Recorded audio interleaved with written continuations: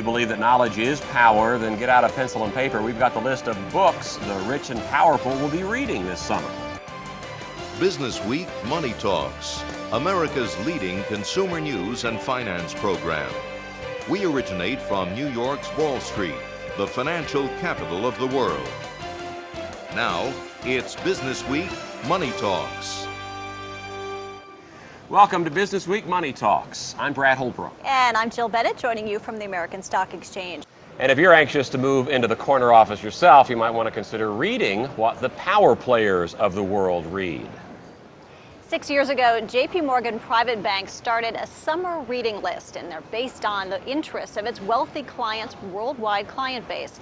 This year's has just come out, and here to talk to us about it is JP Morgan's Catherine Keating. Catherine, it's good to have you here. Thank you, Jill. Nice to be here. So this is really the list that you want to read before you head to the Movers and Shakers cocktail party, so you have something to talk about. That's absolutely right. This is a list that we've been creating, as you said, for 6 years, really based on the interests and the characteristics of our clients. So it's global, it crosses occupations and interests, it's a well-diversified list.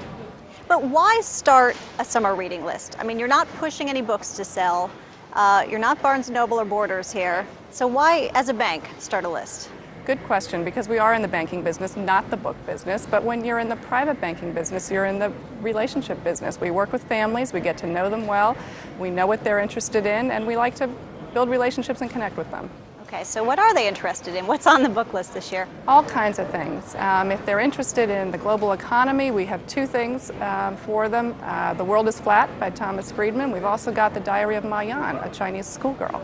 We have a wonderful book on Africa that I think is just fascinating. So often when you think about Africa, it's through the lens of some of the challenges that the region has. This is a book, it's an aerial photography book, and it really shows the natural resources and the beauty of Africa.